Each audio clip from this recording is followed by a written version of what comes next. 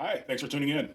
Today we're going to make a mudslide. This is a very easy to make mixed drink that you can make at home. Start with a shaker with some ice in it.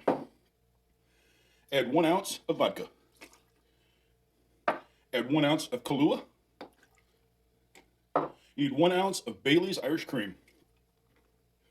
And to that we're going to add 1 ounce of heavy cream. We're going to shake it up. There, it should be good. Strain it into a glass.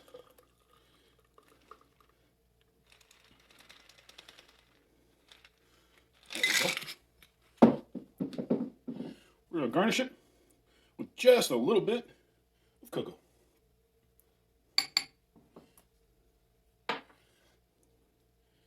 And that's it. Mudslide. Enjoy.